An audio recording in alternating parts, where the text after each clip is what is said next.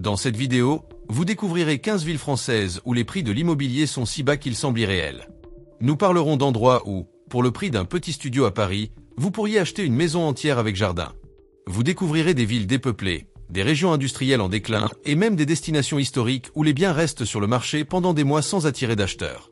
Mais attention, ces prix exorbitants cachent aussi une dure réalité. Dans chaque ville, une telle dévaluation a une raison. Un chômage élevé, un exode des jeunes, une stagnation économique ou tout simplement une image qui fait fuir les nouveaux résidents. Tout au long de cette vidéo, vous découvrirez que le marché immobilier révèle bien plus que des chiffres. Il raconte l'histoire d'un pays divisé entre des zones riches et des régions qui luttent pour leur survie. Saint-Étienne, Loire. Saint-Étienne était autrefois l'un des pôles industriels français, connu pour ses mines de charbon et sa production d'armes et de vélos. Mais en 2025, la ville subit de plein fouet des décennies de désindustrialisation. Résultat, un marché immobilier si abordable qu'il surprend même les Français habitués au coût de la vie élevé du pays. Aujourd'hui, le prix moyen du mètre carré à Saint-Étienne est d'environ 2 cents à 1500 €, tandis qu'à Paris cette valeur dépasse largement la 10 000 €. Cela signifie que pour le prix d'un petit studio dans la capitale, à Saint-Étienne, vous pouvez acheter une maison entière avec jardin. Mais bien sûr, ce « miracle » débat prix a une raison. La ville a perdu une grande partie de sa jeunesse, partie à la recherche d'opportunités dans des métropoles comme Lyon ou Paris. Le chômage, toujours supérieur à la moyenne nationale, et l'absence d'investissement majeur font que de nombreux biens restent vides ou sont vendus à des prix symboliques. Pour ceux qui recherchent la tranquillité et un coût de la vie abordable, Saint-Étienne peut sembler une opportunité unique.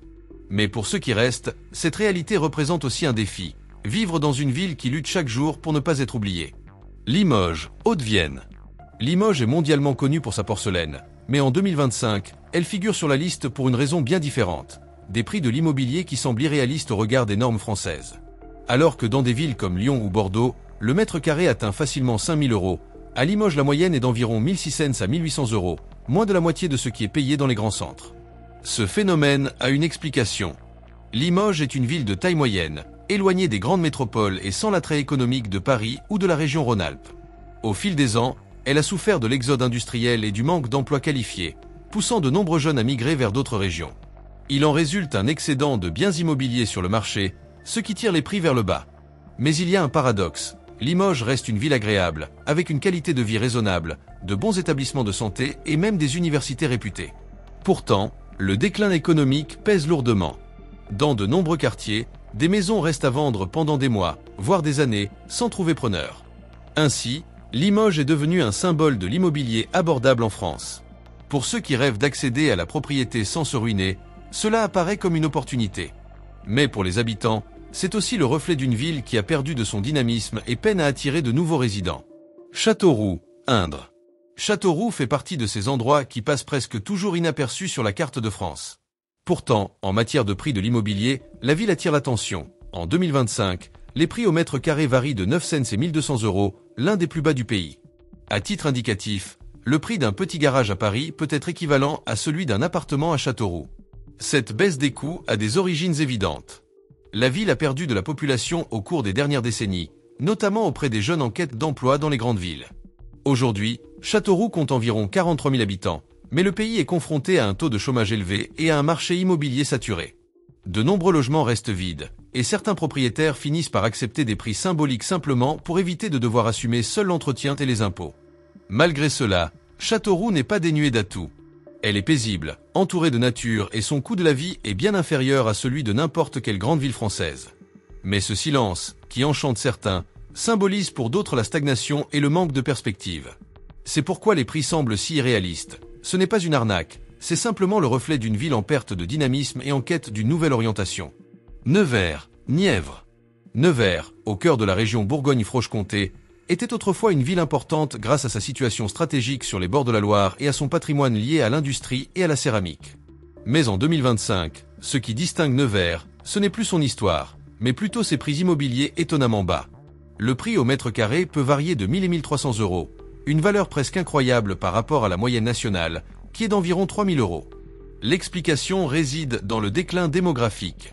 Nevers a régulièrement perdu des habitants au cours des dernières décennies, passant de plus de 50 000 pour un peu plus de 33 000 habitants. Cet exode de population, combiné à l'absence de grands pôles d'emploi, a laissé un excédent de propriété sur le marché, ce qui a fait baisser les prix. Un autre facteur est l'âge de la population. Nevers affiche l'un des taux de personnes âgées les plus élevés du pays, ce qui se traduit par un dynamisme économique moindre et une baisse de l'intérêt des jeunes pour l'achat d'un logement. Il en résulte un marché stagnant, où de nombreuses propriétés restent invendues pendant des années. Pour ceux qui recherchent la tranquillité, Nevers peut sembler une opportunité irrésistible. De grandes maisons, de vastes jardins et des prix qui semblent presque une aubaine. Mais en même temps, les habitants savent que cela reflète aussi un problème plus profond, la difficulté de la ville à retenir sa population et à attirer de nouveaux prospects. Béziers, héros. Béziers, dans le sud de la France, est une ville riche d'une histoire millénaire et de paysages ensoleillés typiques de l'Occitanie. Mais en 2025, elle figure sur cette liste pour une raison bien moins romantique, des prix de l'immobilier qui semblent trop beaux pour être vrais. Le prix du mètre carré à Béziers est d'environ 1500 à 1700 euros, bien en dessous de la moyenne nationale. En comparaison, les villes voisines, plus touristiques, comme Montpellier, peuvent facilement dépasser 4000 euros le mètre carré. Pourquoi un prix si bas ? Béziers a une réputation controversée. La ville est marquée par des tensions sociales et un taux de chômage élevé, supérieur à 12%, selon l'INSEE, et une image associée à l'insécurité. Ces dernières années, elle a également pris de l'ampleur en raison de la forte présence du discours politique d'extrême droite, qui a contribué à créer une perception négative en France comme à l'étranger. Il en résulte un marché immobilier stagnant. Maisons et appartements restent sur le marché pendant de longues périodes, et de nombreux propriétaires finissent par baisser drastiquement leur prix pour attirer les acheteurs intéressés. Parallèlement, des quartiers entiers sont laissés à l'abandon et privés de services publics, ce qui renforce la stigmatisation de la ville. Pour ceux qui ne s'intéressent qu'aux chiffres, Béziers peut sembler une opportunité unique, un bien immobilier abordable dans une ville ensoleillée proche de la Méditerranée. Mais pour les habitants, cet avantage est en réalité le reflet de problèmes structurels qui continuent de dissuader les familles et les investisseurs. Perpignan, Pyrénées-Orientales. Perpignan, au cœur du sud de la France et à quelques kilomètres de la frontière espagnole, a tout pour être une ville prisée. Un ensoleillement quasi permanent, la proximité de la Méditerranée et un riche patrimoine culturel marqué par l'influence catalane. Mais en 2025, c'est l'inverse qui frappe. Les prix de l'immobilier sont parmi les plus bas du pays, avec des valeurs moyennes de 1600 à 1800 euros le mètre carré, pratiquement la moitié de ce qui est payé dans les villes côtières plus populaires. Ce phénomène s'explique par le fait que Perpignan véhicule une image de stagnation économique.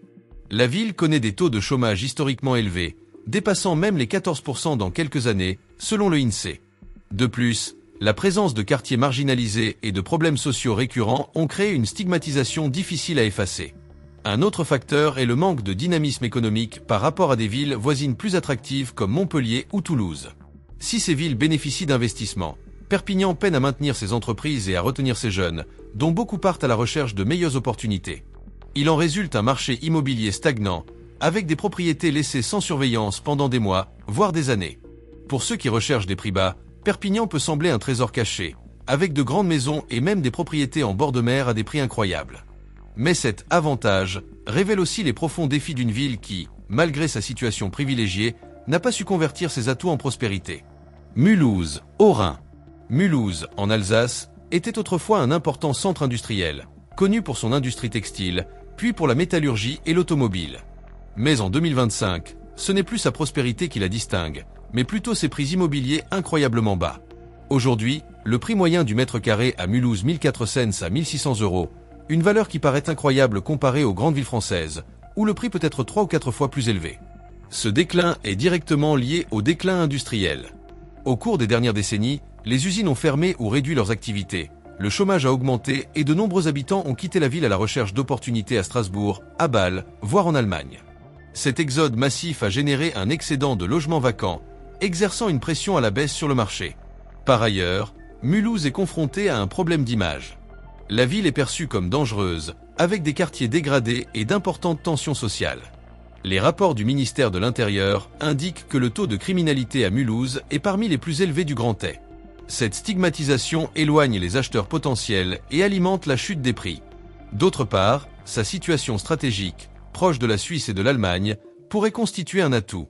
Mais jusqu'à présent, Mulhouse n'a pas réussi à transformer cette position géographique en moteur de croissance durable. Ainsi, son offre immobilière reste parmi les moins chères de France, ce qui peut être tentant pour ceux qui recherchent des prix bas, mais reflète également les profonds défis auxquels la ville est confrontée. Charleville-Mézières, Ardennes. Charleville-Mézières, dans le nord de la France, est une ville que beaucoup de Français ne connaissent que de nom. Pourtant, en 2025, elle se distingue par des prix immobiliers parmi les plus bas du pays. Aujourd'hui, le prix au mètre carré peut varier de 1000 et 1300 euros, des valeurs qui rappellent les petits villages ruraux, mais qui apparaissent ici dans un chef-lieu de département. La raison est claire, la ville perd de la population depuis des décennies. 60 000 habitants dans les années 70, Charleville-Mézières-Cailloux part à Poucault, mais de 45 000 aujourd'hui. Cet exode constant a vidé des quartiers entiers, laissant un surplus de biens sur le marché. Nombre d'entre eux restent à vendre pendant des années, obligeant les propriétaires à baisser drastiquement leurs prix. Un autre problème est l'isolement économique. Située dans les Ardennes, loin des grands centres dynamiques, la ville offre peu d'attrait pour les entreprises modernes. Le chômage y est élevé, supérieur à la moyenne nationale, et le manque d'investissement maintient l'économie au ralenti. Pour couronner le tout, Charleville véhicule une image de ville grise, associée au déclin industriel et au manque de perspectives, ce qui fait fuir les nouveaux résidents. La ville a pourtant ses charmes, son architecture historique, sa culture liée au poète Rimbaud et sa proximité avec la Belgique. Mais pour de nombreux Français, vivre à Charleville-Mézières signifie affronter les défis d'une ville qui semble figée dans le temps. Les prix incroyablement bas de l'immobilier ne sont que le reflet de cette stagnation. Bourges, cher. Bourges, dans le centre de la France, est une ville au patrimoine historique impressionnant. Sa cathédrale gothique, classée au patrimoine mondial de l'UNESCO, devrait suffire à maintenir la ville sous les projecteurs. Mais en 2025, Bourges figure sur cette liste pour une autre raison, ses prix de l'immobilier, apparemment irréalistes. Le mètre carré y coûte environ 1500 à 1700 euros, bien en dessous de la moyenne nationale. Comment expliquer cela? Bourges souffre d'un phénomène typique de nombreuses villes moyennes françaises. Une perte de dynamisme économique et un exode des jeunes vers des métropoles plus grandes comme Paris, Lyon ou Tours. Avec la diminution des opportunités d'emploi, de nombreux biens restent à vendre pendant de longues périodes, ce qui exerce une pression à la baisse sur les prix. Un autre facteur est l'absence de croissance démographique. La ville a stagné autour de 65 000 habitants, mais sans une économie dynamique, les investissements dans les infrastructures et l'emploi ne suivent pas le rythme de la demande. Il en résulte un marché immobilier bon marché, mais qui ne prend pas de valeur. Le paradoxe est évident. Ceux qui achètent à Bourges peuvent acquérir une grande maison pour un prix quasi symbolique, tout en vivant dans une ville magnifique, historique et relativement paisible. Mais en même temps, ce faible coût reflète un problème plus profond, la difficulté de retenir les talents, de créer des opportunités et de concurrencer les grandes métropoles françaises. Le Havre, Seine-Maritime. Le Havre, en Normandie, est le deuxième port de France et l'un des plus actifs d'Europe. À première vue, cela pourrait être un signe de prospérité, mais en 2025, la ville figure précisément sur cette liste grâce à ses prix immobiliers étonnamment bas. Le prix moyen du mètre carré au Havre est d'environ 1800 à 2000 euros, bien en dessous des autres villes côtières françaises. L'explication réside dans le profil de la ville.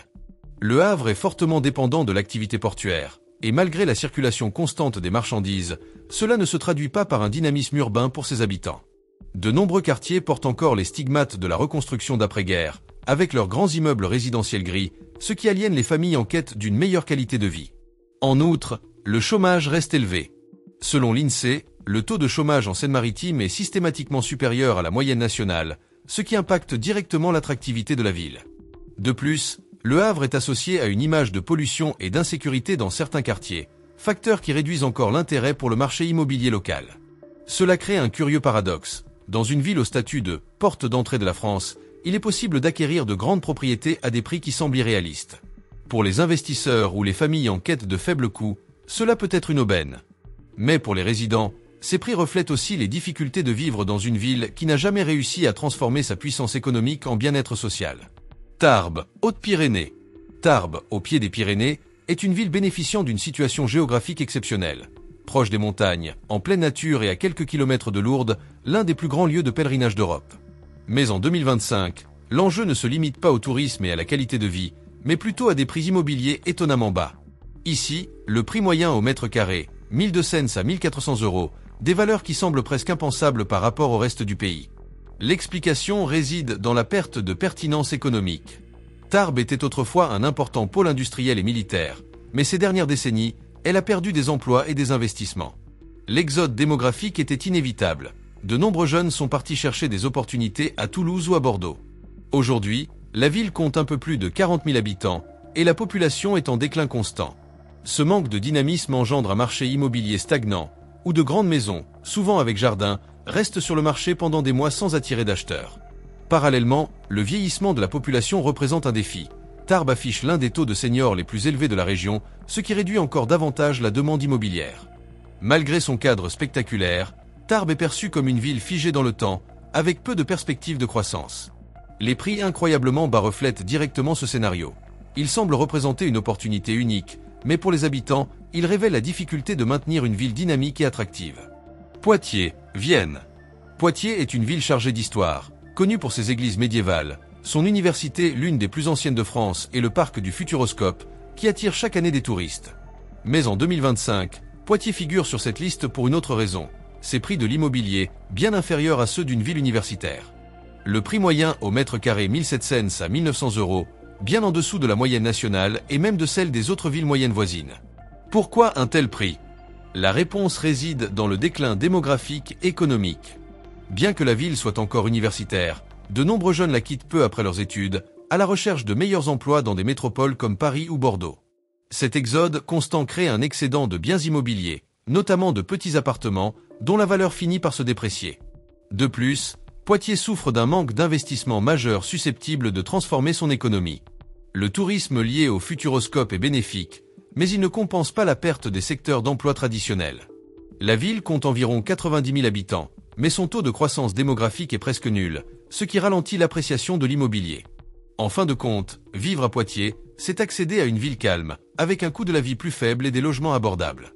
Mais cet avantage a un prix caché, un dynamisme économique moindre et moins d'opportunités pour ceux qui cherchent à bâtir une carrière solide. Clermont-Ferrand, Puy-de-Dôme. Clermont-Ferrand, au cœur de l'Auvergne, a toujours été considéré comme la capitale de Michelin, le géant du pneumatique qui a assuré emploi et croissance à toute la ville pendant des décennies. Mais en 2025, la situation est différente. Bien qu'abritant toujours le siège social de l'entreprise, Clermont-Ferrand ne bénéficie plus du même dynamisme économique, ce qui se reflète directement dans les prix de l'immobilier.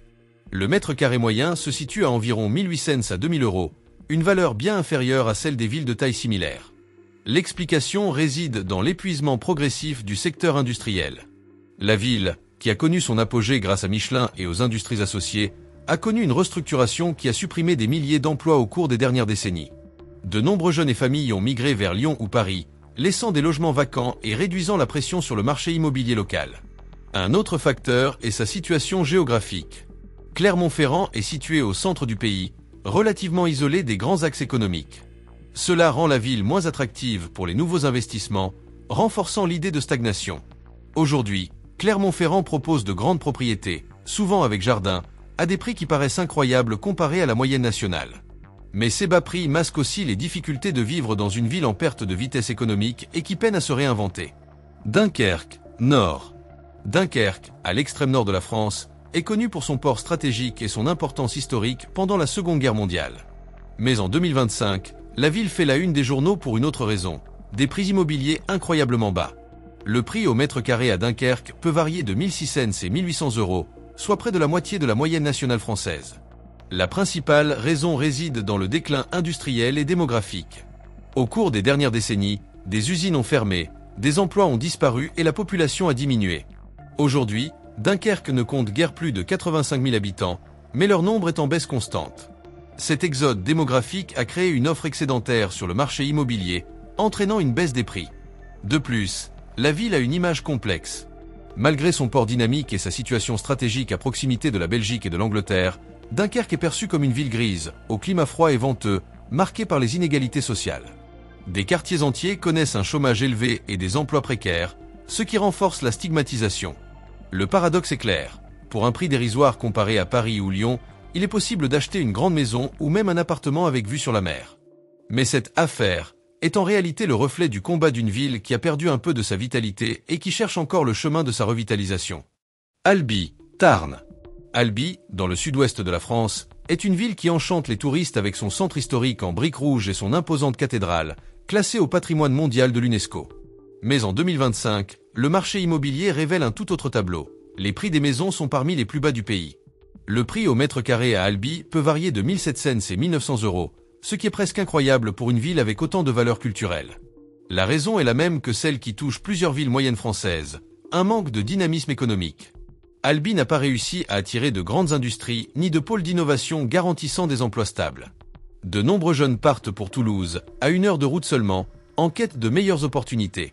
Cet exode réduit la demande de logement et maintient les prix très bas. Un autre facteur est la stagnation démographique. La ville s'articule autour de 50 000 habitants, mais ce chiffre n'a pas augmenté depuis des années. Cela signifie moins de pression sur le marché immobilier et sur les biens qui restent sur le marché pendant de longues périodes. Le contraste est saisissant. Une ville charmante, paisible et dotée d'un patrimoine mondialement reconnu, mais dont les prix de l'immobilier trahissent sa difficulté à rivaliser avec les grands centres. À Albi, acheter un logement abordable peut être un rêve devenu réalité, mais cela reflète aussi les difficultés d'une ville magnifique, pourtant figée dans le temps. Après avoir visité Saint-Étienne, Limoges, Châteauroux, Nevers, Béziers, Perpignan, Mulhouse, Charleville-Mézières, Bourges, Le Havre, Tarbes, Poitiers, Clermont-Ferrand, Dunkerque et Albi, la vérité s'impose. La France de 2025 recèle une carte surprenante de villes où les prix de l'immobilier semblent irréalistes. Les grandes maisons, les appartements spacieux et même les propriétés historiques coûtent une fraction de ce que l'on paierait à Paris, Lyon ou Bordeaux. Mais cet avantage a deux faces. D'un côté, des opportunités incroyables pour ceux qui recherchent la tranquillité et un coût de la vie bas. De l'autre, des signes de déclin économique, l'exode des jeunes, le chômage et des villes qui luttent pour ne pas tomber dans l'oubli. En pratique, ce prix bas reflète davantage les difficultés qu'une promotion miraculeuse. Ces histoires montrent à quel point la France est divisée. Alors que certaines régions débordent de dynamisme et de spéculation immobilière, d'autres semblent figées dans le temps, offrant des biens bon marché mais peu de perspectives de croissance. Si vous êtes arrivé jusqu'ici, c'est que vous souhaitez comprendre les véritables changements qui se produisent dans le pays. Alors n'oubliez pas, abonnez-vous à la chaîne pour ne rien manquer des prochaines vidéos, aimez cette publication pour soutenir ce travail et partagez ce contenu. Ainsi, davantage de personnes auront accès à des informations qui ne figurent pas sur des cartes postales, mais qui révèlent le vrai visage de la France en 2025.